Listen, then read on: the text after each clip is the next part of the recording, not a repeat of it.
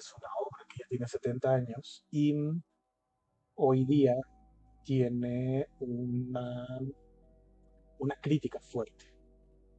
Y estoy haciendo ahí como un poco de síntesis o de resumen de lo que pudimos platicar antes, porque esta ya es creo que la última, ¿no? La tercera emisión de solo el apéndice, de lo que pudimos platicar antes con respecto al autor, su vida, su obra. Y acá se pone interesante, porque el autor está siendo cancelado.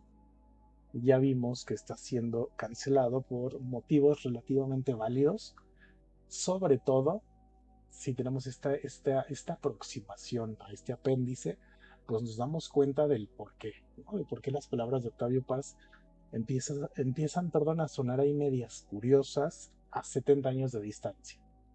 Em, el tiempo ha hecho ahí como lo suyo, el tiempo ha hecho cosas interesantes con respecto al añejamiento que ha tenido esta obra. Entonces, bueno, pues esa es como la intención y hoy básicamente me quedan 4 o 5 páginas del apéndice, que es donde estoy haciendo como estas anotaciones, estas observaciones. El segundo momento que tomé para hacer esta lectura, lo que hice fue agarrar. Gracias, Bárbara. Lo que hice fue literalmente agarrar, tomar el texto, ir haciendo anotaciones porque tenía la cámara, ¿no? Mostrando ahí el libro. Ahorita pues no va a pasar eso, pero sí vamos a tener oportunidad de echarnos un clavado en estas últimas 5 o 6 páginas. Entonces, en teoría, nos debe de tomar mucho menos tiempo pensar, platicar, discutir, analizar, etcétera, alrededor de lo que Octavio Paz nos quiso decir en ese momento, que fue así como una gran revolución en el mundo literario, en el canon literario, etcétera. Hola, hola, Lauro. Sí, entonces, hola, solicitud de trabajo. Bienvenida, bienvenido. Eh, sí, bueno, entonces un poco va por allá. Y aquí la idea es decir, yo puedo tomar una postura, yo puedo tomar un criterio, yo puedo tomar una aproximación a la obra y al autor, y con base en eso yo puedo, perdóname, yo puedo decidir, yo puedo hacer mi propio juicio, mi propia valoración, y a mí lo que me gusta mucho de estos espacios es que nos salimos por completo de lo académico, ¿no? El tema de la mediación lectora, de la promoción lectora, siempre debe de estar enfocado más en la divulgación que en cualquier otra cosa. Porque para todo lo demás, pues están estudios formales, ¿no? Estudios de carrera, de licenciatura, talleres, cursos, seminarios de análisis literario, todo, etcétera, ¿no?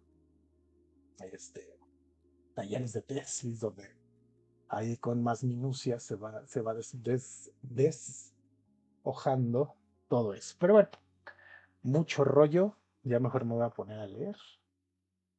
Y aquí nada más recordando que yo tengo esta edición del Fondo de Cultura Económica que se imprime en 2013. Fue la 10ª reimpresión. Entonces la página que yo estoy agarrando, que yo voy a empezar a leer, es la página. Voy a regresar tantito ahí como para dar un contexto y es de la página 224 y es de la sección del apéndice. El apéndice llevamos, creo que eran 15 páginas, 15, 16 de la lectura del apéndice. Y acá lo que nos pone el autor es que al apéndice le titula La dialéctica de la soledad. Con esto ya nos está mandando el mensaje, ya nos está mandando la idea, la intención de que nos va a dar una especie de descripción. Ajá, de, va a desmenuzar esto de qué es lo que él entiende por la soledad. Algo parecido. Ahora, eso por un lado, es que estoy buscando la etimología de la palabra y es la forma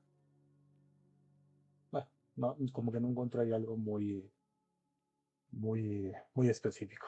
Pero hace referencia, perdón, precisamente a la forma en cómo se desmenuza esta información, la forma en cómo se presenta, es decir, qué es lo que yo te voy a presentar en torno, alrededor de lo que yo entiendo por soledad. Es decir, si tú quieres hacer lo mismo, tú te puedes ir, abres un archivo, te pones a escribir y me vas a platicar y me vas a decir, oye, yo, Juan José Bárbara Euro, acepten solicitud de trabajo, Lyon, etcétera. Yo tengo ganas de elaborar mi propia dialéctica, ¿no? Mi propio discurso, mi propia entonación. Entonces hay que verlo así. Es como, en palabras mortales, ¿qué es lo que yo creo sobre la soledad? Tan simple como eso. Estoy pensando que creo que sí puedo levantar un poquito el micrófono. Dame un segundito para hacer ese ajuste. Para levantarlo porque además de que mejora la calidad del audio ligeramente, me quita, me deja de estorbar aquí en el frente porque de este lado se pone un poco complicada la cosa cuando pasa esto, ¿no? Ahí está. Seguro, ahí se debe haber escuchado como un clic, como un tronido. Mira, incluso lo puedo poner así, no pasa nada. Yo creo que también funciona bien. No me gusta que se vean ahí en la pantalla, pero bueno, ya como que me deja un poquito más de espacio, me desocupa de este lado.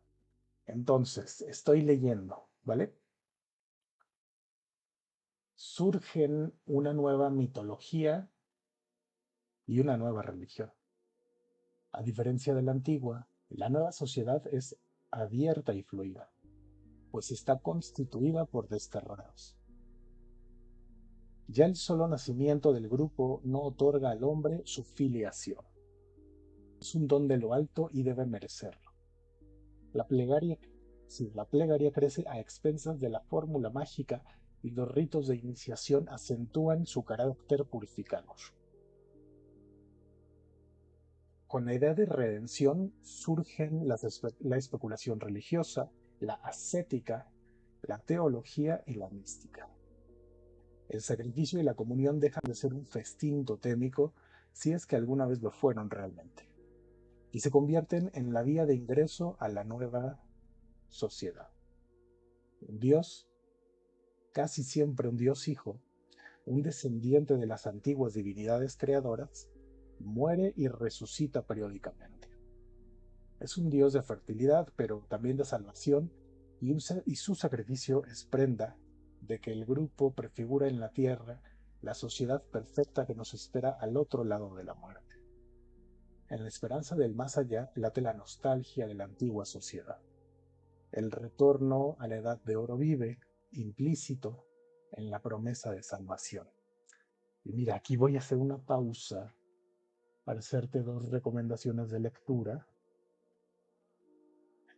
sobre esto que nos está diciendo ahorita al final, que lo que te he comentado varias veces, lo que sí creo es que acá Octavio Paz sí va teniendo varias cosas que son muy universales y muy actuales. Acuérdate que esto tiene 70 años.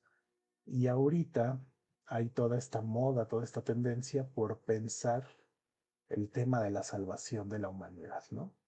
A lo mejor has escuchado ahí a estas personas, estos billonarios, hablando de cómo se pretende salvar al mundo y curiosamente la salvación no es una de las alternativas populares, no habla de la salvación aquí eh, en la Tierra, no habla de irnos a otros lugares, a otras galaxias, etcétera. Y las recomendaciones que quiero hacer son uno de Marta Peirano, así se llama la autora, Marta Peirano, y el otro es de Michelle Nieva, sí.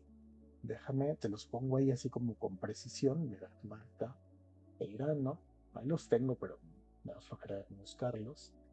Marta Peirano, libro, ella me parece que tiene 3 libros y el tercero es el que quiero. recomendar que hablan de esto, o sea, del tema de, ahí está, contra el futuro, resistencia ciudadana frente al feudalismo climático.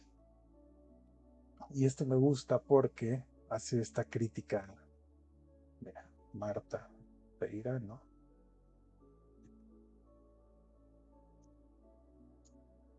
Me lo pongo acá. Michelle Nieva, a ver, Michelle Nievas, sí, ay, espero que sí sea así el... Ah, bien, bien, bien, bien, sí, sí, además está re joven el tipo. Novela, ascenso, poesía, ahí está. Tecnología y barbarie, ta, ta, ta. Michelle Nieva, muy bien. Michelle Nieva, buenísimos, buenísimos los dos. Sí, está. De hecho, a Michelle le tengo envidia porque está re joven y toca temas bien interesantes, ¿no? Pero sigo leyendo a Octavio Paz y aquí hacía como ese paréntesis de que esta parte me parece muy, muy en sintonía con eh, un discurso que sí podemos pensar 2025. En la esperanza del más allá late la nostalgia de la antigua sociedad. El retorno a la edad de oro vive implícito en la promesa de salvación. Seguramente es muy difícil que en la historia particular de una sociedad se den todos los rasgos sumariamente apuntados. No obstante, algunos se ajustan en casi todos sus detalles al esquema anterior, es decir, se repiten. El nacimiento del orfismo, por ejemplo. Como es sabido, el culto a Orfeo surge después del desastre de la civilización aquea. La necesidad de rehacer los antiguos vínculos sociales y sagrados dio origen a cultos secretos, en los que participaban solamente aquellos seres desarraigados, transplantados, reaglutinados artificialmente y que soñaban con reconstruir una organización de la que no pudieran separarse. Su solo nombre colectivo era el de huérfanos. Y aquí entre paréntesis nos pone una nota y dice así, señalaré de paso que órfanos no solamente es huérfano, sino vacío. En efecto, soledad y orfandad son, en último término, experiencias del vacío. Ok, ya que, al menos para mí, ya que leo esa nota aclaratoria, me hace sentido lo que nos está queriendo comunicar. Déjame, le vuelvo a dar una leída rápida para que se aterrice esta idea. Como es sabido, el culto a Orfeo surge después del desastre de la civilización aquea. La necesidad de rehacer los antiguos vínculos sociales y sagrados dio origen a cultos secretos, en los que participaban solamente aquellos seres desarraigados, trasplantados, reaglutinados artificialmente y que soñaban con reconstruir una organización de la que no pudieran separarse. Su solo nombre colectivo era el de huérfanos. Y de nuevo la nota que hace. Señalaré de paso que órfanos no solamente es huérfanos, sino vacío. En efecto, soledad y orfandad son, en último término, experiencias del vacío. Las religiones de Orfeo y Dionisios, como más tarde las religiones proletarias del fin del mundo antiguo, muestran con claridad el tránsito de una sociedad cerrada a otra abierta. La conciencia de la culpa, de la soledad y de la expiación juegan en ellas el mismo doble papel que en la vida individual. El sentimiento de soledad, nostalgia de un cuerpo del que fuimos arrancados, es nostalgia de espacio. Bueno, y este discurso, o esta línea, esta pequeña línea, creo que también tiene mucha, mucha relevancia, sobre todo porque más recientemente, sobre todo en el área de humanidades, se habla mucho, o se discute, se discurre en torno al cuerpo. ¿A qué me refiero con esto? Que se platica, ¿no? Se pone ahí en cuestionamiento el cuerpo y evidentemente el cuerpo como esta entidad física que ocupa un cierto espacio. Según una concepción muy antigua y que se encuentra en casi todos los pueblos, ese espacio no es otro que el centro del mundo, el ombligo del universo. A veces el paraíso se identifica con ese sitio y ambos con el lugar de origen, mítico o real, del grupo. Entre los aztecas, los muertos regresaban a Mictlán, lugar situado al norte donde habían emigrado. Casi todos los ritos de fundación de ciudades o de mansiones aluden a la búsqueda de ese centro sagrado del que fuimos expulsados. Los grandes santuarios, Roma, Jerusalén, la Meca, se encuentran en el centro del mundo o lo simbolizan y prefiguran. Las peregrinaciones a estos santuarios son repeticiones rituales de las que cada pueblo ha hecho un pasado mítico, antes de establecerse en la tierra prometida. Y si lo piensas, si lo contextualizas aquí en México, las peregrinaciones, de hecho ahorita hay una, yo vivo aquí en Querétaro y hay una que atraviesa el estado, que va rumbo a Ciudad de México, pues me hace mucho sentido esta parte de los mitos. Más allá de la adscripción o de la validación o no de las creencias teológicas o religiosas, eso tiene que ver con mitos, con construcciones de mitos. Y uno de los autores que te puedo recomendar que hablan mucho de esto es Roland Barthes. Roland Barthes, así se escribe, Barthes, con una H por ahí, y él habla mucho sobre estas figuras míticas. La costumbre de dar una vuelta a la casa o a la ciudad antes de atravesar sus puertas tiene el mismo origen. El mito del laberinto se inserta en este grupo de creencias.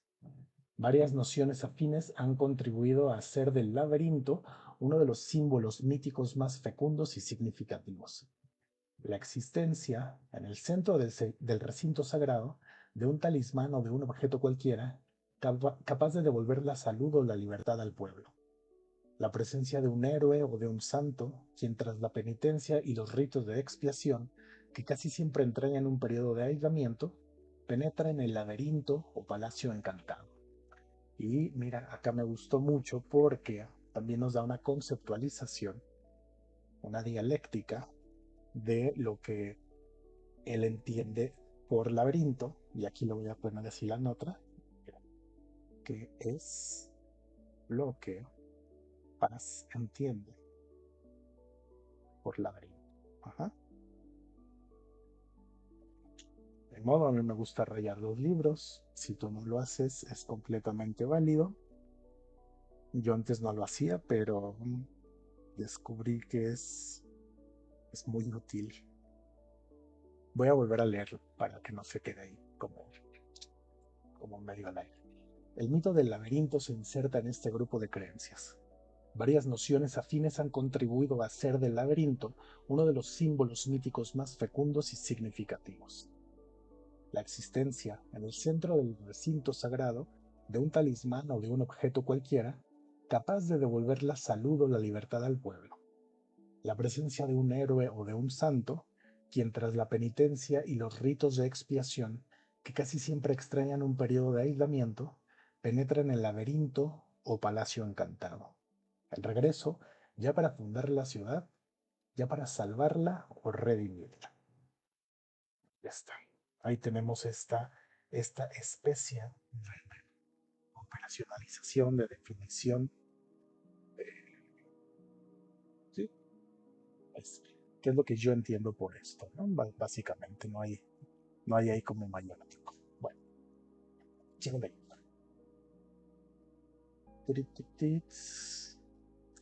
Si en el mito de Perseo los elementos místicos apenas son visibles, en el del Santo Grial el ascetismo y la mística se alían.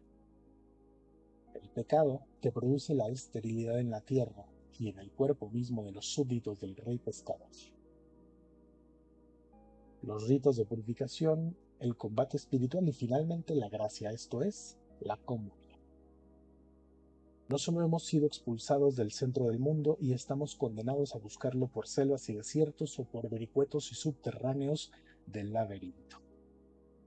Mira, esto también se me hace interesante. Ahí está. Hubo un tiempo en que el tiempo...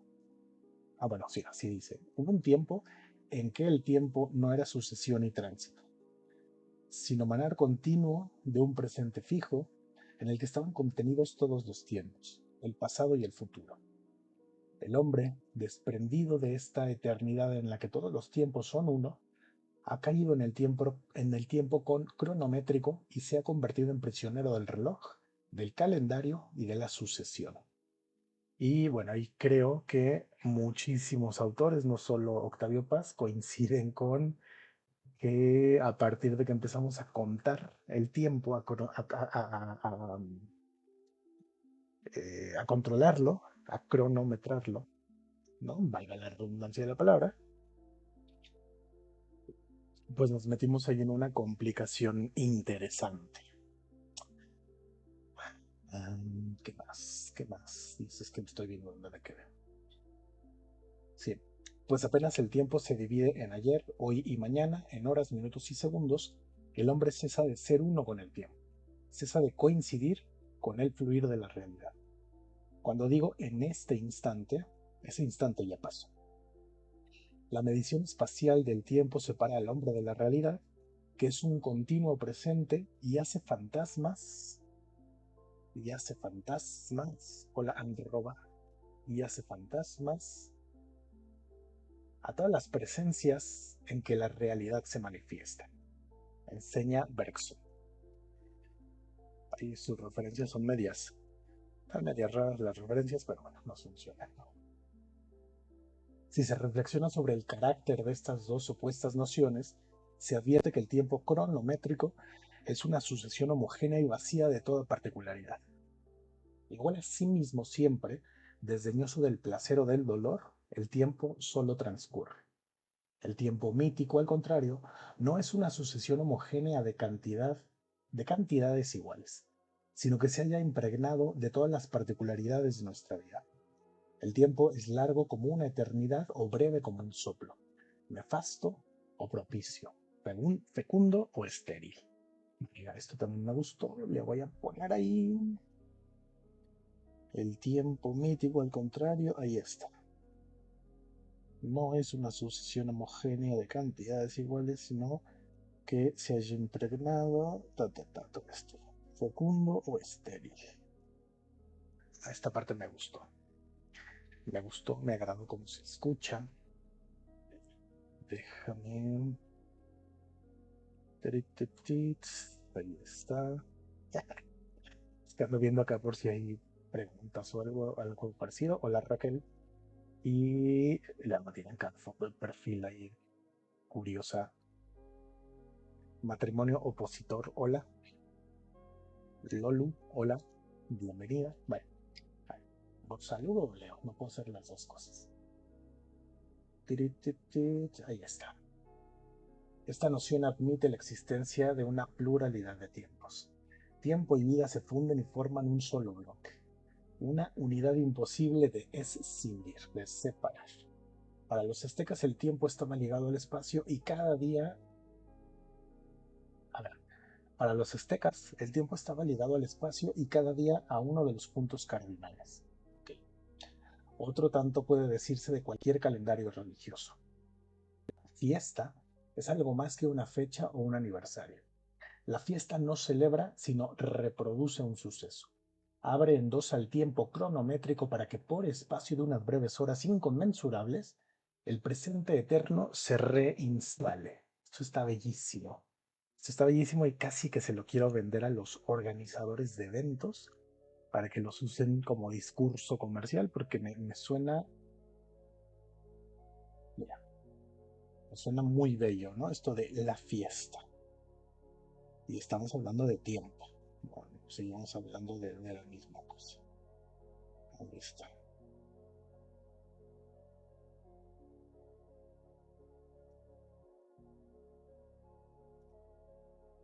Estoy leyendo, ¿eh? No me he perdido. Creo que ya con eso.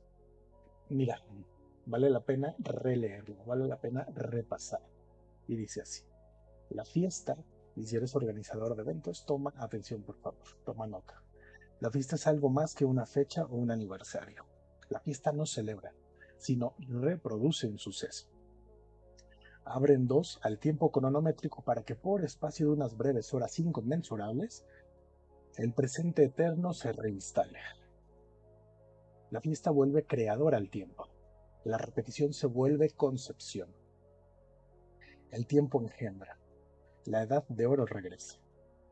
Ahora y aquí, cada vez que el sacerdote oficia el misterio de la Santa Misa, desciende efectivamente Cristo. Se da a los hombres y salva al mundo. Los verdaderos creyentes son, como quería Kierkegaard,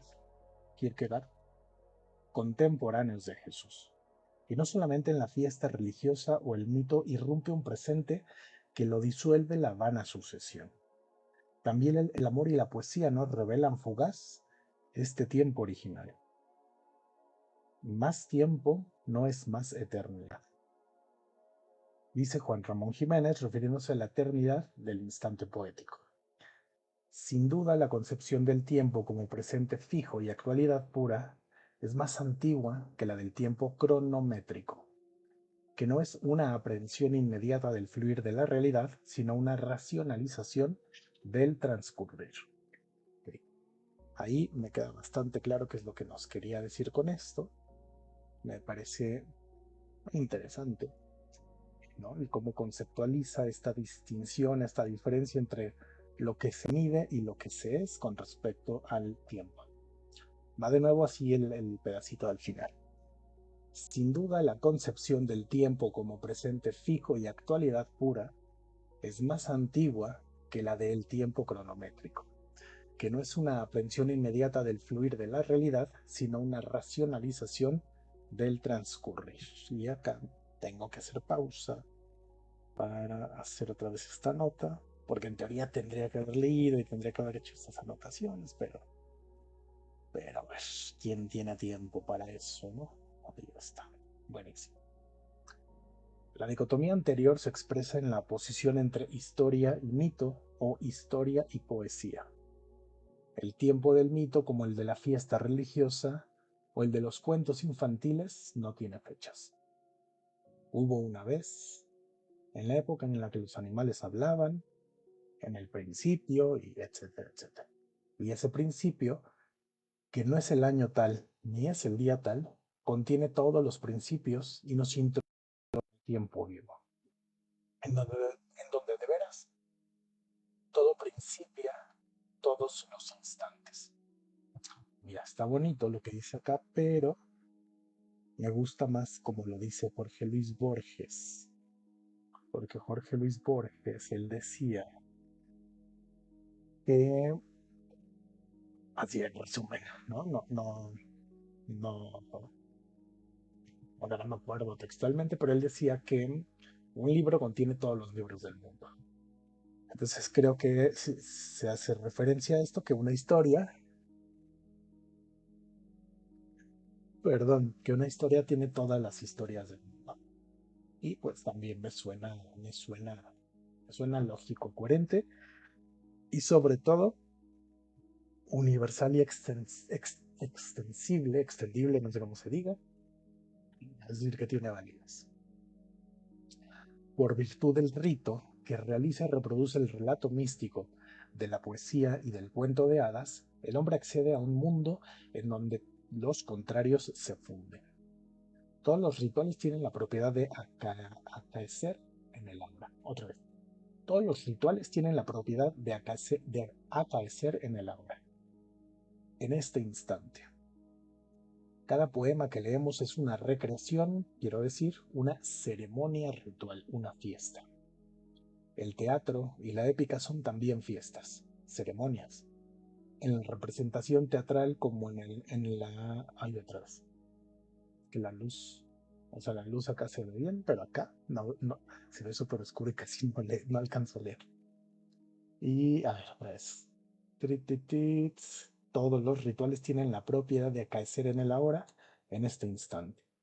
Cada poema que leemos es una recreación, quiero decir, una ceremonia ritual, una fiesta. El teatro y la épica son también fiestas, ceremonias. En la representación teatral como en la recitación poética, el tiempo ordinario deja de fluir, cede el sitio al tiempo original. Gracias a la participación, ese tiempo mítico original, padre de todos los tiempos que enmascaran a la realidad, coincide con nuestro tiempo interior, subjetivo. El hombre, prisionero de la sucesión, rompe su invisible cárcel de tiempo y accede al tiempo vivo. La subjetividad se identifica, al fin, con el tiempo exterior, porque éste ha dejado de ser medición espacial y se ha convertido en manantial, en presente puro, que se recrea sin cesar. Por obra del mito y de la fiesta, secular o religiosa, el hombre rompe su soledad y vuelve a ser uno con la creación. Y así el mito, disfrazado, oculto, escondido, reaparece en casi todos los actos de nuestra vida. Mira, es que ya prácticamente ya acabó, mira, ya estamos por acá. No sé si se alcanza a ver, pero pensé que nos faltaba un poquito más, entonces yo creo que en una orejita sí nos lo podemos reventar sin mayor problema. Vamos a seguirle. Y bueno, aquí voy a regresar, voy a recuperar, voy a repensar en, en estas cosas que podemos pensar acerca de estas celebraciones, acerca de estas actualidades, ¿no? ¿Qué es lo que quiero decir con esto? Que si te das cuenta, ha habido como este reapogeo para participar en tentativos rituales, no sé cómo decirlo, místicos, espirituales. Hay una, hay una especie ahí como de renacer, hay una especie ahí de reflorecer, que se me hace muy interesante en el sentido, en el por qué a las personas nos llega a interesar o llega a ser otra vez fecunda esta cuestión de revivir lo místico, revivir lo espiritual, ¿no? Ay, a ver, me acomodo esto. Bueno, creo que ahí está. Perdón si se escuchó ahí el ruido, pero ya lo andaba tirando. Sí, entonces hay ahí como esta parte que me resulta bien interesante, bien atractiva, bien, eh, ¿qué más? Interesante, atractiva, mística, sobre el por qué están estas corrientes, ¿no? Estas corrientes ahí, chamánicas, neochamánicas, neomísticas, etc. Bueno, 3 parrafitos y ya acabamos. El hombre contemporáneo ha racionalizado los mitos, pero no ha podido destruirlos. Muchas de nuestras verdades científicas, como la mayor parte de nuestras concepciones morales, políticas y filosóficas, solo son nuevas expresiones de tendencias que antes se encarnaron en formas míticas. No sabía que eso iba a decir, pero es un poco como la idea que acabo de platicar. El lenguaje racional de nuestro tiempo encubre apenas a los antiguos mitos. La utopía, y especialmente las modernas utopías políticas, expresan con violencia concentrada, a pesar de... A ver, no me gustó esa redacción, la voy a volver a leer para ver si fui yo. La utopía, y especialmente las modernas utopías políticas, expresan con violencia concentrada, a pesar de los esquemas racionales que las enmascaran, esa tendencia que lleva a toda sociedad a imaginar una edad de oro en la que el grupo social fue arrancado y a la que volverán los hombres el día de días. Híjole, está bien interesante porque últimamente, y no solo aquí en México, se está tomando esta idea de las utopías como discurso político. Es casi ahí como surreal. Eh, pero se pone interesante. Sí. Las fiestas modernas, es decir, reuniones políticas, desfiles, manifestaciones y demás actos rituales, prefiguran al advenimiento de ese día de redención. Todos esperan que la sociedad vuelva a su libertad original y los hombres a su primitiva pureza.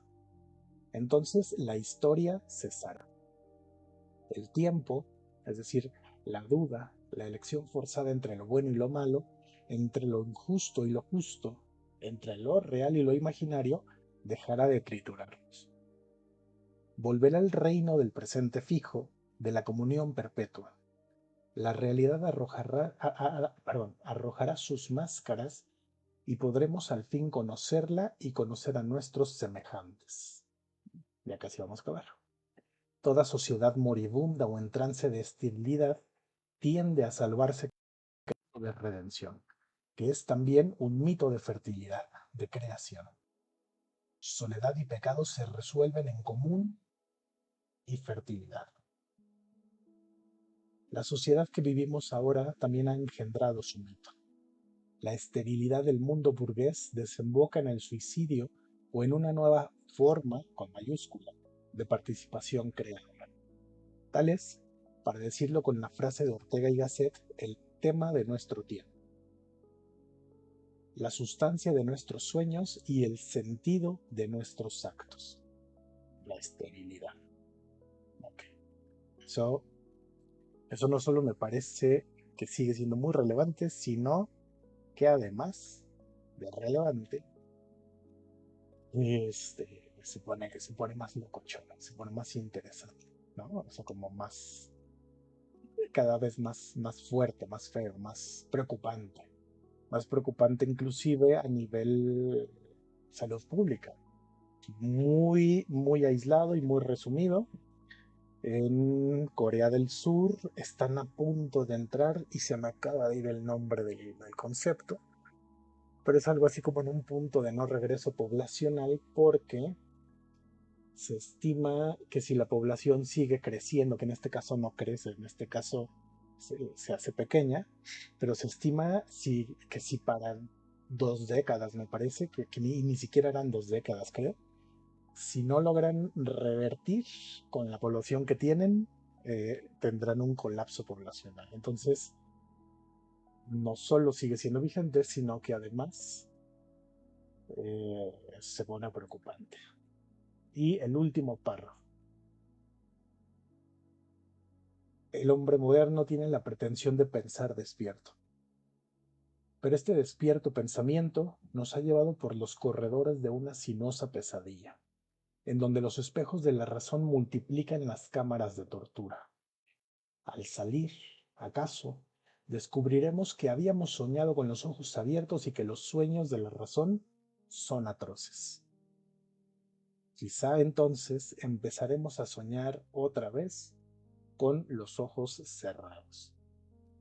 Bueno, muy interesante y justamente aquí al final de esta sección no, pues me parece que no hice ahí como muchas más observaciones con la primera parte o en comparación con la primera parte, ¿no? Eh, Porque creo que se fue un poquito más fluido, creo que estuvo ahí más atemporal, más lógica, la parte discursiva. Bueno, entonces ahí estuvo el apéndice, me parece, me parece interesante, me parece relevante y eso nos da un atisbo, un acercamiento acerca del por qué Octavio Paz tiene estos problemas de cancelación, ¿no? De por qué se le está considerando con base también en el contexto que tiene de su vida personal, ¿no? De la relación que tuvo con su esposa, etcétera, que ya lo habíamos platicado y se pone interesante. Y mira, también creo que podríamos aprovechar la siguiente sección, ya empieza con la postdata. Eh, y la última sección, que te digo que está muy raro porque viene como no seccionada, o sea, ahí en la portada, ¿no? Acá vienen esas 3 secciones y acá no está seccionada. pero hay una parte que se me hace también que creo que es de las más leídas, o al menos de las más leídas en las escuelas, que se llama Máscaras Mexicanas, que tiene que ver mucho con identidad y además casi que de manera estereotípica. Me parece que la seguimos utilizando para hacer un acercamiento, para hacer una lectura sobre la idiosincrasia mexicana. Y voy a leer un pedacito, que son 8:50, yo pensé que me iba a tardar hasta las 9, pero voy a leer un pedacito para ver si nos hace sentido, si nos suena lógico, si por ahí no, el discurso se parece a lo que vivimos hoy, se aleja. Es muy probable que estas cosas discursivas que tengamos por ahí sigan siendo como muy similares. Entonces, bueno, ahí va este pedacito. Acuérdate, yo estoy con... Ahí está, ya se ajustó el brillo. Yo estoy con la edición de 2013 y te lo comento de esa forma para que podamos controlar y que podamos gestionar la referencia de en qué página eh, estoy leyendo, etcétera. Entonces yo estoy en la página 32 de esta edición. Si tienes otra edición o sobre todo una edición en línea, un PDF, un libro digital, seguramente va a ser distinta, pero la sección es Máscaras Mexicanas. Viejo o adolescente, criollo o mestizo, general, obrero o licenciado, el mexicano se me aparece como un ser que se encierra y se preserva. Máscara el rostro y máscara la sonrisa. Plantado en su arisca soledad, espinoso y cortés a un tiempo, todo le sirve para defenderse. El silencio y la palabra, la cortesía y el desprecio, la ironía y la resignación. Tan celoso de su intimidad como de la ajena, ni siquiera se atreve a rozar con los ojos al vecino. Una mirada puede desencadenar la cólera de esas almas cargadas de electricidad. Atraviesa la vida como desollado. Todo puede herirle, palabras y sospecha de palabras. Su lenguaje está lleno de reticencias, de figuras y alusiones, de puntos suspensivos.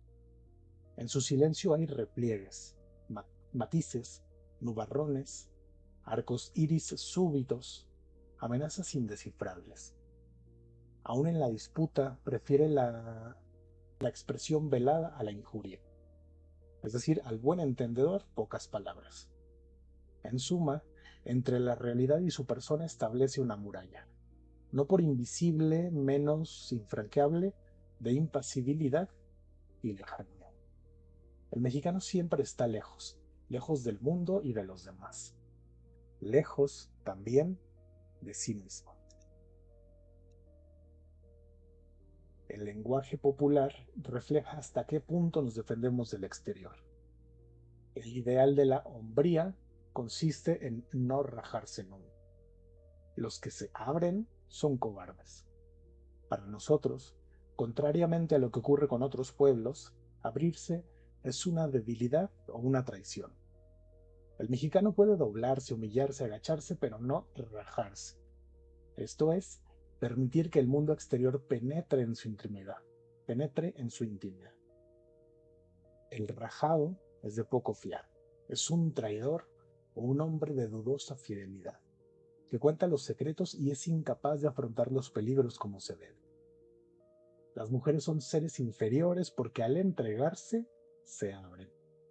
Su inferioridad es constitucional y radica en su sexo, en su rajada, herida que jamás cicatriza. Gracias, gracias, Euro. Bueno, es que estoy viendo aquí el mensaje apenas, ¿eh? Sí, bueno, a ver, esto que acabo de leer, creo que sí lo llevamos a un secundario, a un bachillerato, a un círculo de lectura con tus amigas y amigos. Pues, ¿qué pensaríamos? Inclusive con tus amigos ahí medios, amigas y amigos medios machistas, ¿no? Yo creo que brinca esta idea. Eh, pero, desafortunadamente también, y eso es percepción y opinión mía, creo que em, Son ideas que siguen ahí. Sigo leyendo.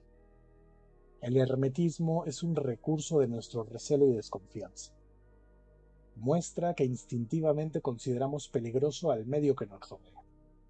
Esta reacción se justifica si se piensa en lo que ha sido nuestra historia y en el carácter de la sociedad que hemos creado.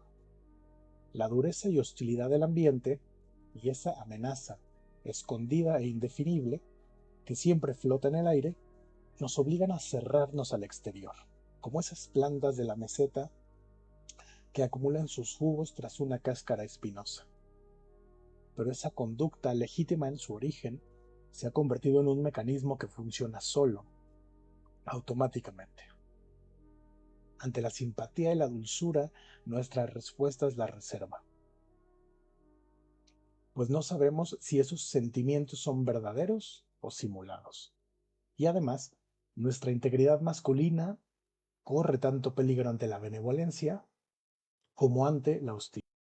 Estamos fregados por allá y por acá. Toda abertura de nuestro ser entraña una dimisión de nuestra hombría.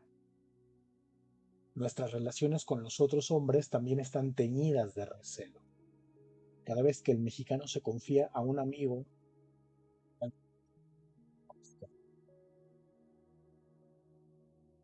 ay, espérame, ahí está, listo.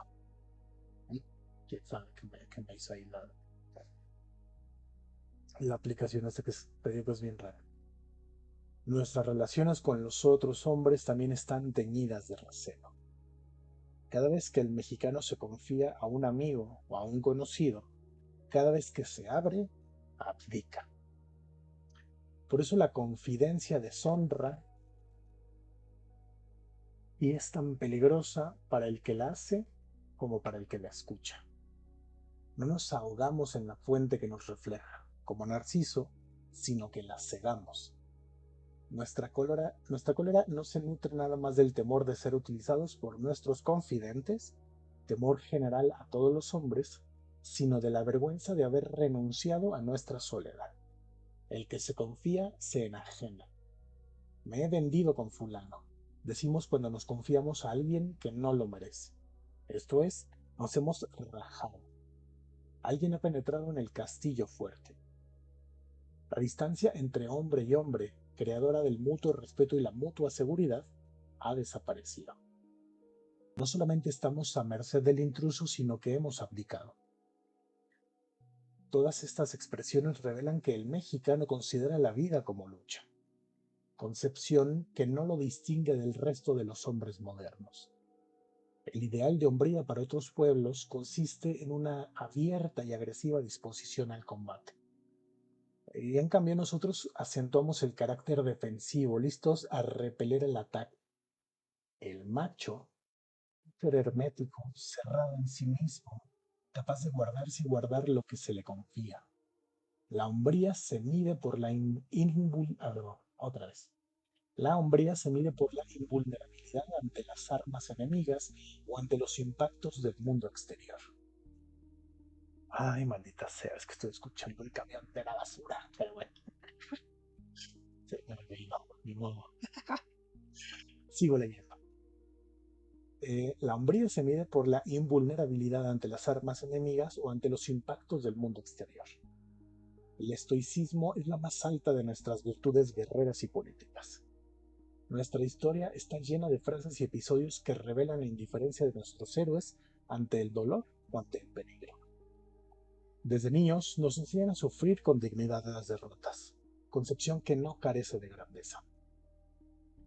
Y si no todos somos estoicos e impasibles, como Juárez y Cuauhtémoc, al menos procuramos ser resignados, pacientes y sufridos. La resignación es una de nuestras virtudes populares. Más que el brillo de la victoria, nos conmueve la entereza ante la adversidad.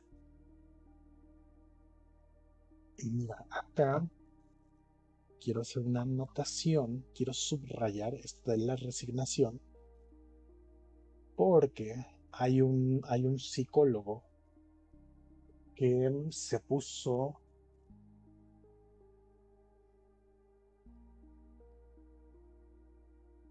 Ay, se puso a escribir varios libros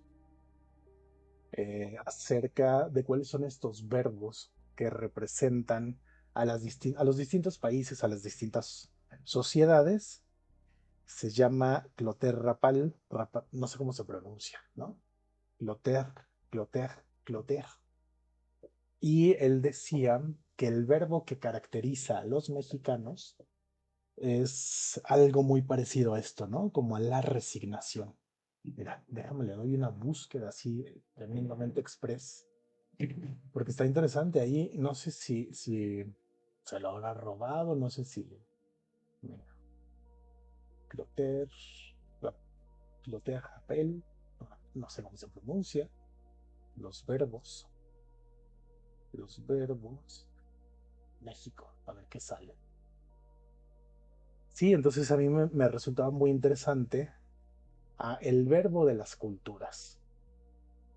Y él decía que el mexicano, el verbo que caracteriza al mexicano, era el sufrimiento, justamente, ¿no? El aguantar, el sobrevivir, el poner pecho. Y sobre todo, si esto yo me lo llevo al discurso de la narrativa popular, me parece bien interesante. Vamos a pensar en fútbol. Yo no, fútbol no me gusta, no sé de ligas, no sé de absolutamente nada de eso. Pero me parece bien interesante porque vamos a pensarlo así, ¿no? Cada vez que hay un mundial y cada vez que hay liga pues, no sé cómo se llaman, eh, como que esa pasión por perder es un gran motor, ¿no? En nuestra cultura. Entonces creo que ahí tiene mucho sentido este tema de no voltear a ver el triunfo, sino el triunfo, la deshonra, etcétera, sino el aguantar, el sufrir, el batallar con eso. La resignación es una de nuestras virtudes populares. Más que el brillo de la victoria nos conmueve la entereza ante la adversidad. Pues sí, que podemos aguantar. Creo que eso sigue siendo extremadamente representativo y válido 70 años después.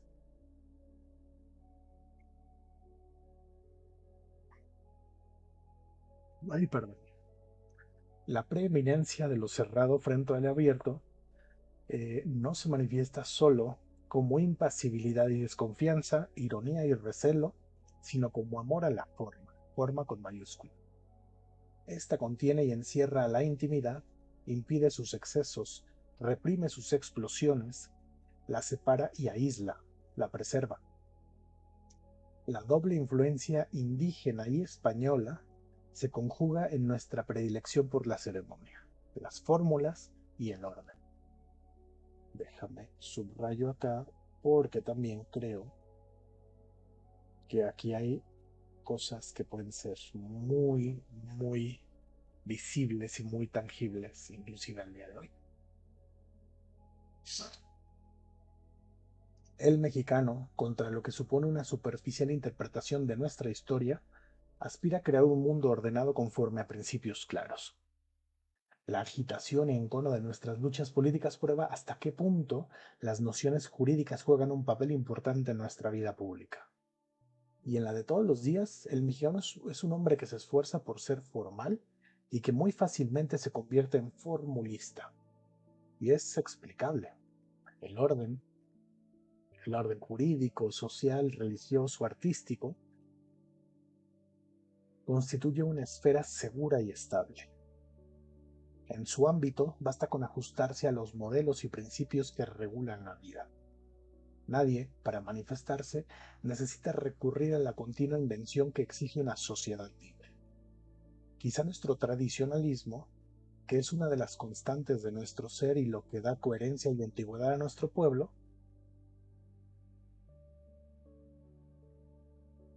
ya entendí, sí. Quizá nuestro tradicionalismo, que es una de las constantes de nuestro ser y lo que da coherencia y antigüedad a nuestro pueblo, parte del amor que profesamos a la forma. Y acuérdate aquí, forma me la está poniendo con mayúscula. Ahí está. Forma. Está interesante, ¿eh?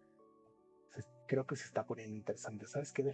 Voy a aprovechar para hacer como esta especie de pausa ahorita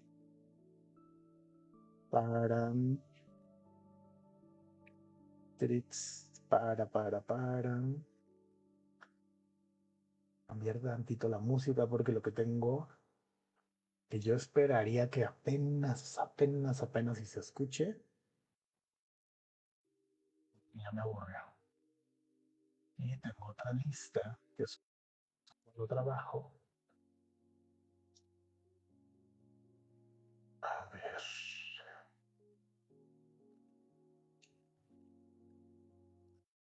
ahí está. Creo que eso funciona. Ahí está. Perfecto. Sí, bien. Entonces estaba hablando sobre esta cuestión de la forma, etcétera. Mm,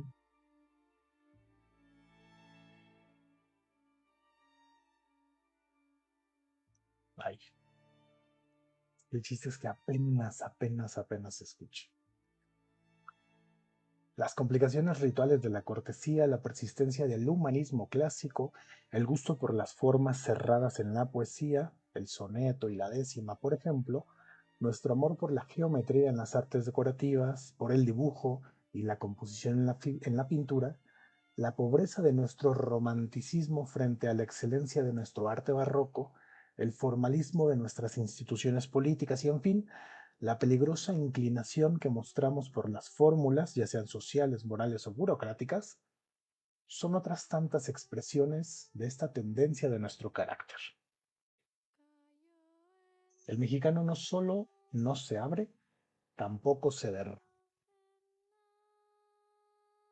Mira, me parece interesantísima esta aproximación que yo no había considerado eh, con esta palabra del derrame, ajá, del desbordamiento, porque, y ahí voy a regresar, ¿no?, al discurso de Deleuze y Guattari, porque estos dos filósofos que hacen la propuesta del esquizoanálisis nos hablaban en algún momento acerca de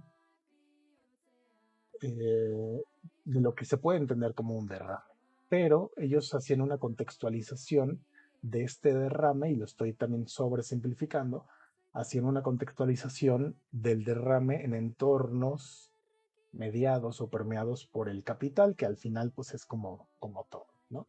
Entonces me hace mucho sentido que aquí, básicamente, si quiero hacer un vínculo de la propuesta de Deleuze y Guattari con la propuesta de Octavio Paz, pues es que no hay estos rizomas, ¿no? No hay estas líneas, ¿no? No hay estos derrames, así como lo dice, y por lo tanto se mantiene o se preserva. Entonces también me resulta interesante y además lógico. Bueno, sigo leyendo. A veces las formas nos ahogan. Durante el siglo pasado, los liberales vanamente intentaron someter la realidad del país a la camisa de fuerza de la Constitución de 1857. Los resultados fueron la dictadura de Porfirio Paz y la Revolución de 1910. En cierto sentido, la historia de México, como la de cada mexicano, consiste en una lucha entre las formas y fórmulas en que se pretende encerrar a nuestro ser y las explosiones con que nuestra espontaneidad se venga.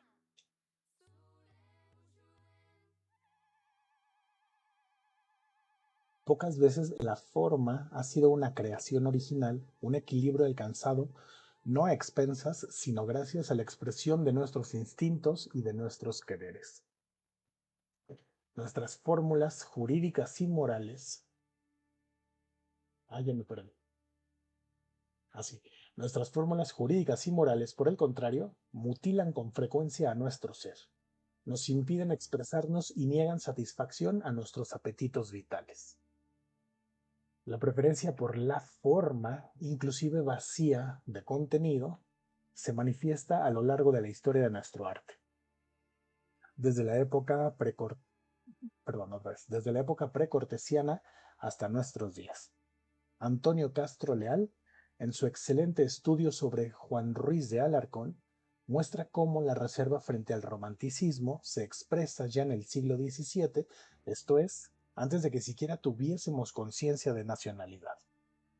Tenían razón los contemporáneos de Juan Ruiz de Alarcón al acusarlo de entrometido, aunque más bien hablasen de la deformidad de su cuerpo que de la singularidad de su obra. No tengo presentes esas referencias, así que no entendí mucho. En efecto, la porción más característica de su teatro niega al de sus contemporáneos españoles, y su negación contiene en cifra la que México ha opuesto siempre a España. Además este tema, no sé por qué, pero otra vez, ¿no? Así como que revivió, volvió a salir ahí en estos últimos, ¿qué serán? 10 años, por algún motivo. Este, sea relevante, no sea relevante, pues ahí vuelve, ¿no? Así como que ¡pah! Se escupe otra vez. Déjame, es que le tengo que estar picando acá ay, cómo me cae gordo, esta madre a la aplicación, bueno, sí es una aplicación, porque si no, se la pasa jodiendo, así como de que no hay gente o de que no le estoy poniendo atención. Entonces me pide estar ahí pique todo el tiempo y me cae muy gordo, me cae muy mal, pero bueno, prefiero eso que usar el teléfono porque luego ni veo nada. Sigo leyendo. Ah, ah, ah. Sí. El teatro de Alarcón es una respuesta a la vitalidad española, afirmativa y deslumbrante en esa época, y que se expresa a través de un gran sí a la historia y a las pasiones. Lope de Vega exalta el amor, lo heroico, lo sobrehumano, lo increíble. Alarcón opone a estas virtudes desmesuradas otras más sutiles y burguesas. La dignidad, la cortesía, un estoicismo melancólico, un pudor sonriente. Los problemas morales interesan poco a Lope, que ama la acción como todos sus contemporáneos. Más tarde, Calderón mostrará el mismo desdén por la psicología. Los conflictos morales y las oscilaciones, caídas y cambios del alma humana solo son metáforas que transparentan un drama teológico cuyos dos personajes son el pecado original y la gracia divina. En las comedias más representativas de Alarcón, en cambio, el cielo cuenta poco, tan poco como el viento pasional que arrebata a los personajes lopescos. El hombre, nos dice el mexicano, es un compuesto, y el mal y el bien se mezclan sutilmente en su alma. En lugar de proceder por síntesis, utiliza el análisis. El héroe se vuelve problema. En varias comedias se plantea la cuestión de la mentira. Y aquí es una pregunta, ¿hasta qué punto el mentiroso de veras miente, de veras se propone engañar? ¿No es la primera víctima de sus engaños y no es a sí mismo a quien engaña? El mentiroso se miente a sí mismo, tiene miedo de sí. Al plantearse el problema de la autenticidad, Alarcón atrapa y anticipa uno de los temas constantes de reflexión del mexicano, que más tarde recogerá Rodolfo Usigli en un texto que se llama El gesticulador. Yo ese texto me acuerdo haberlo leído y creo que no me gustó nada, porque además fueron como estas lecturas ahí medias forzadas. Estoy seguro que alguna vez me pusieron a leer, ¿no? No lo leí por gusto, me pusieron a leerlo, pero acá voy a recuperar algo que sí me gustó.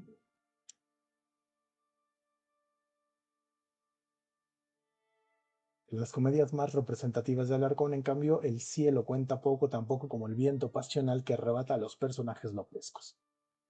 Y luego, el hombre, nos dice el mexicano, es un compuesto y el mal y el bien se mezclan sutilmente en su alma. En lugar de proceder por síntesis, utiliza el análisis. El héroe se vuelve problema.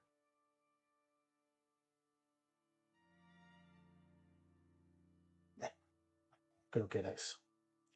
Damos aquí algo como esa anotación y listo. Entonces, mira, haciendo como esta brevísima pausa, estamos leyendo El laberinto de la soledad y luego me arranqué leyendo esta parte que se llama Máscaras Mexicanas. Ahí está. En el mundo de Alarcón no triunfan la pasión ni la gracia. Todo se subordina a lo razonable. Sus arquetipos son los de la moral que sonríe y que perdona.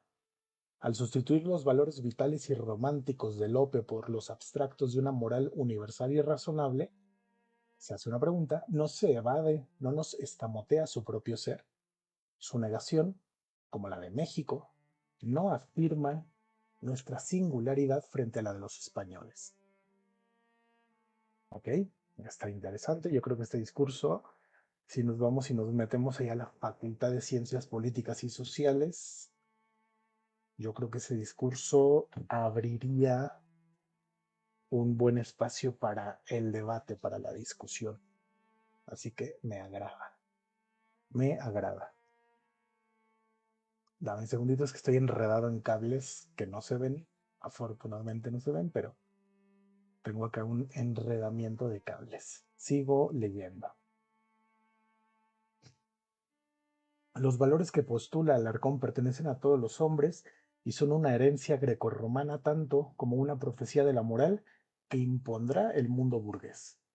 No expresa nuestra espontaneidad ni resuelve nuestros conflictos. Son formas, y acuérdate, formas con mayúscula, perdón, que no hemos creado ni hemos sufrido. Son máscaras. Y aquí ya nos empieza a contextualizar, a conceptualizar qué se entiende por esto de las máscaras, que creo que es la parte importante en términos de comprensión lectora, ¿no? Si estamos leyendo una sección que se llama Máscaras Mexicanas, entonces, pues sí es importante comprender de qué trata eso. Si en la política y el arte mexicano aspira, otra vez, si en la política y el arte mexicano aspira a crear mundos cerrados, en la esfera de las relaciones cotidianas procura que imperen el pudor, el recato y la reserva ceremoniosa. El pudor, que nace de la vergüenza ante la desnudez propia o ajena, es un reflejo casi físico entre nosotros. Nada más alejado de esta actitud que el miedo al cuerpo, característico de la vida norteamericana. No nos da miedo ni vergüenza nuestro cuerpo. Lo afrontamos con naturalidad y lo vivimos con cierta plenitud, a la inversa de lo que ocurre con los puritanos.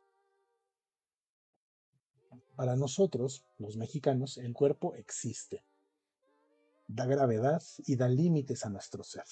Lo sufrimos y lo usamos. No es un traje que estamos acostumbrados a habitar, ni algo ajeno a nosotros. Somos nuestro cuerpo, pero las miradas extrañas nos sobresaltan porque el cuerpo no ve la intimidad, sino que la descubre. Todo este párrafo también está muy interesante por lo que había platicado hace rato, ahí está, sobre estas reconceptualizaciones, reinterpretaciones, etcétera, acerca del cuerpo, ¿no? Del cuerpo, el discurso al día de hoy, desde un poco la metafilosofía, un poco la metafísica, un poco los posthumanismos, tienen un discurso bien interesante sobre aquello que se puede entender y comprender por cuerpo. Que antes, durante prácticamente hasta antes de la posmodernidad, el planteamiento principal era que el cuerpo necesitaba una espacialidad, tanto espacialidad como temporalidad, y también de repente por ahí empezaban a jugar con este lado de lo corpóreo, de lo temporal, y hoy el discurso es también eh, como, ¿cómo lo podré decir? Pues no, es un diálogo, es un discurso, no es como un pleito, pero es un discurso entre si se necesita el tiempo y el espacio para que un cuerpo exista. A lo mejor suena muy rara esa idea, pero desde el posthumanismo es algo que se tiene como explorado, desarrollado y que se pone bien interesante.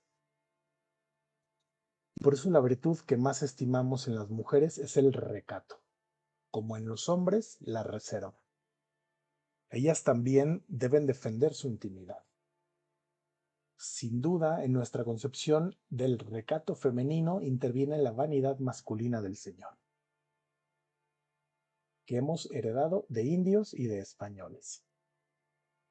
Como casi todos los pueblos, los mexicanos consideran a la mujer como un instrumento, ya de los deseos del hombre, ya de los fines que le asignan la ley, la sociedad o la moral.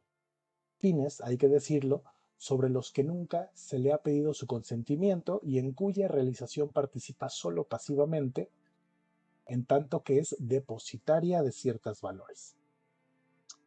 Mira, aquí también como que medio, no estoy muy seguro, medio se redime. No sé si se redime en términos de que si efectivamente lo defienda o defienda esta postura, pero déjame ver la anotación, ¿no? Y le voy a poner acá así como el rol de la mujer.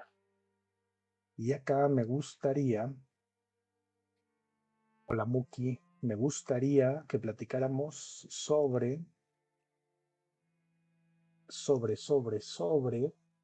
la epístola de Melchor Ocampo, que la había dejado un poco ahí abierta, un poco difusa la otra vez. Voy a reacomodar esta cosa porque tengo que tomar la decisión de entre si lo tengo cerca para que se escuche un poquito mejor, pero me estorba muchísimo. Así que voy a alejar tantito esto para que me permita maniobrar mejor, aunque se escuche no tan bien. Ya ni modo, ¿no? No pasa nada. Entonces, acá quiero que revisemos esta cosa de la epístola de Melchor Ocampo. Es una locura. La otra vez platiqué y dije, oye, ve y búscala, pero creo que sí vale la pena leerla porque es mucho de lo que nos está queriendo platicar acá el Señor. Déjame la busco. Y en lo que la busco es recordar esta parte. Mira, déjame, voy cerrando todo esto que nada más me estorba. Ahí está. Cerrado, listo. Entonces, epístola Melchor. Y la voy a leer porque también está terrible, es una cosa ahí rarísima. Um, y acuérdate que esta epístola se leía o se tomaba en cuenta o en consideración em, para los matrimonios civiles. Mira, ahí viene. Ah, mira, sí está completa. Bueno, o sea, está completa en la primera página que abrí, ¿no? Entonces, acuérdate, epístola es una palabra bonita, es una palabra fresona para decir carta. Ajá. Entonces, si estamos hablando de una epístola a Melchor Ocampo, pues, perdón, de Melchor Ocampo, pues fue una carta que este personaje escribió, ¿no? Que le dedicó a alguien. A diferencia de cualquier otro texto, pues tiene un destinatario, eso es una de las cualidades esenciales de una epístola y dice algo así, acerca del matrimonio, ¿no? Que este es el único medio moral de fundar la familia, de conservar la especie y de suplir las imperfecciones del individuo que no puede bastarse a sí mismo para llegar a la perfección del género humano. Que éste no existe en la persona sola, sino en la dualidad conyugal. Que los casados deben ser y serán sagrados el uno para el otro, aún más de lo que es cada uno para sí. Que el hombre, cuyas dotes sexuales son principalmente el valor y la fuerza, debe dar y dará a la mujer protección, alimento y dirección, tratándola siempre como a la parte más delicada, sensible y fina de sí mismo, y con la magnanimidad y benevolencia generosa que el fuerte le debe al débil. esencialmente cuando este débil se entrega a él y cuando por la sociedad se le ha confiado. O sea, ¿qué traducción le podemos dar a eso? Está interesante, ¿no? Que la mujer, cuyas principales dotes son la abnegación, la belleza y la... Perdón, otra vez. Cuyas principales dotes son la abnegación, la belleza, la compasión, la perspicacia y la ternura, debe dar y dará al marido obediencia, agrado, asistencia, consuelo y consejo, tratándolo siempre con la veneración que se debe a la persona que nos apoya y defiende, y con la delicadeza de quien no quiere exasperar la parte brusca, irritable y dura de sí mismo. O sea, alguien que no esté chingando, en pocas palabras. Ahora, esto es importante contextualizarlo a inicios del siglo pasado. Mira, perdón, de mediados del siglo XIX, 1860, ajá, hasta hace un par de décadas se seguía leyendo esta cosa. Ajá. Este, entonces imagínate el terror psicológico que infringió en muchísimas generaciones. Está complicado. Y además también, desde 1860 que se empezó a utilizar y hasta 2007 que se leía de manera oficial, que afortunadamente ya cuando empezaron a haber más juezas en los juzgados civiles decían, oye, esto es una jalada, porque seguimos leyendo esto. Acuérdate que el divorcio antes no existía. Cuando empezó a existir de manera o recurso legal, era algo muy difícil para las mujeres. Em, y, y ya después, poco a poco, se ha ido adecuando como en estas prácticas sociales, donde el divorcio ya se ve como un trámite más. No en todos los lugares, por supuesto, ¿no? Pero ya empieza ahí a tener como estos chispazos de decir, bueno, pues puede ser, eh, puede ser algo que le puede ocurrir a cualquier persona, ¿no? A un hombre, a una mujer. Pero cuando esto se leía, vamos a ponernos en esta mujer que desde 1860 y hasta 1960, más o menos, no podía divorciarse, ¿no? Y además te leían esto, o sea, estabas ahí e inclusive podías estar ahí en contra de tu voluntad y un juez, ¿no? La autoridad legal de tu país te dice, te chingas, cabrón, ¿no? Que bueno, acá lo decía con otras palabras, pero es más, yo creo que si el te chingas suena más bonito que como lo decía este señor el Ocampo. Lo voy a volver a leer para que no se salga de contexto esto que estoy queriendo decir. Epístola de Melchor Ocampo y dice así, que la mujer cuyas principales dotes son la abnegación, la belleza, la compasión, la perspicacia y la ternura, debe dar y dará al marido obediencia, agrado, asistencia, consuelo y consejo, tratándolo siempre con la veneración que se debe a la persona que nos apoya y que defiende, y que nos defiende, y con la delicadeza de quien no quiere exasperar la parte más brusca, irritable y dura de sí mismo. O sea, si te agarran a putazos, es tu culpa, ¿no? Ese es el discurso que mucho tiempo ahí manejó. Que el uno y el otro se deben y tendrán respeto, deferencia, fidelidad, confianza y ternura, y ambos procurarán que lo que el uno se esperaba del otro al unirse con él no vaya a desmentirse con la unión. Eso ya no suena tan terrible, ¿no? Es decir, ahí sí pone un poquito la balanza más equilibrada. Que ambos deben prudenciar y atenuar sus faltas, que nunca se dirán injurias, porque las injurias entre los casados deshonran al que las vierte y prueban su falta de tino o de cordura en la elección, ni mucho menos se maltratarán de obra, porque es villano y cobarde abusar de la fuerza. Okay.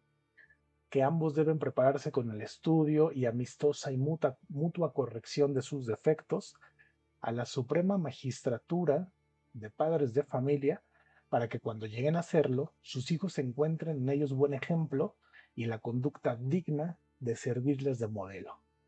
Ahí también ese anacronismo terrible, ¿no? Del matrimonio como fuente de la procreación.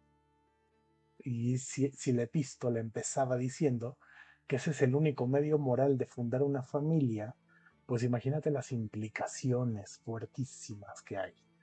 Entendiendo que en México, en 2025, y eso yo espero que te caiga así como un balde de agua, en México en 2025, 7 de cada 10 mujeres maternan de manera independiente, son madres solteras. Entonces, pues ahí tenemos datos fuertísimos, ¿no? Y esto, perdón, cuando vi un trago esto,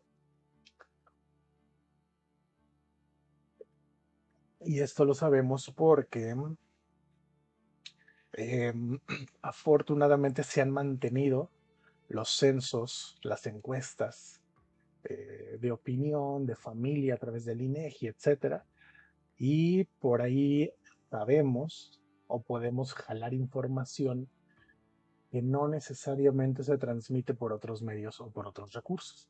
Pero bueno, sí, que ambos deben prudenciar y atenuar sus faltas, que nunca se dirán injurias, porque las injurias entre los casados deshonran a quien las vierte y prueban su falta de tino, etcétera. Eso ya lo había leído, ya leí también lo de la familia, que la doctrina que inspiren a estos tiernos y amados lazos de su afecto, es decir, a los hijos, hará su suerte próspera o adversa. Y la felicidad o desventura de los hijos será la recompensa o el castigo, la ventura o la desdicha de los padres. O sea, si por algún motivo tu hijo comete alguna falta, algún error independiente de la formación y los recursos que le has dado, es tu culpa, ¿no?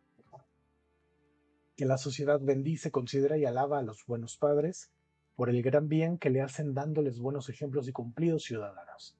Y la misma, la sociedad, censura y desprecia debidamente a los que por abandono, por malentendido cariño o por su mal ejemplo corrompen el depósito sagrado que la naturaleza les confió, concediéndoles tales hijos. Y por último, que cuando la sociedad ve que tales personas no merecían ser elevadas a la dignidad de padres, sino que sólo debían haber vivido sujetas a tutela, como incapaces de conducirse dignamente, se suele de haber consagrado con su autoridad la unión de un hombre y una mujer que no han sabido ser libres y dirigirse por sí mismos hacia el bien. ¡Pum! Ahí cae así como de golpe todo esto, ¿no?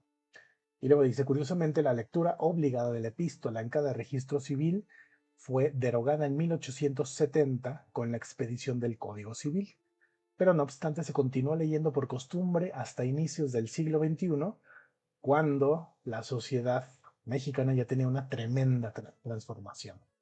1860 y hasta 2007. Hasta que finalmente en ese año el Congreso aprobó un exhorto para eliminar su lectura en todo el territorio nacional y sustituirla por un texto que reflejara los principios de igualdad entre hombres y mujeres establecidos en nuestra Carta Magna, la Constitución, lo que marcó, después de 160 años, el fin de una lectura de la lectura de la epístola de Melchor Ocampo en las uniones civiles aquí en México. Entonces, se pone locochón el tema, el asunto. Sigo leyendo acá. Máscaras mexicanas de Octavio Paz. Ese fue como un pequeño gran paréntesis que hice con base o con relación a lo que estamos viendo de este lado. Déjame, le tengo que picar acá al iStudio, porque luego me saca un rompecabezas que tengo que mover y unas alertas ahí medias castrosas, ¿no? Déjame regreso, sí. En otros países, estas funciones se realizan a la luz pública y con brillo.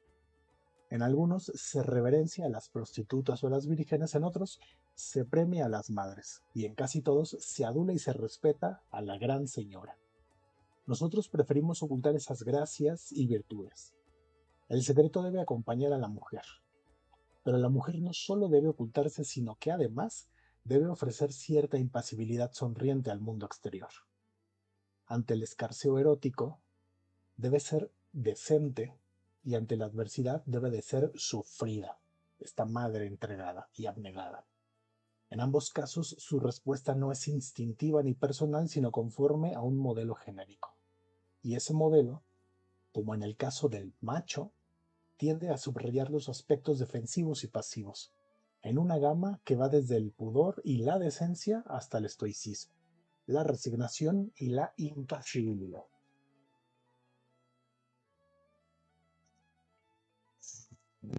Ay, la herencia hispanoárabe no explica completamente esta conducta.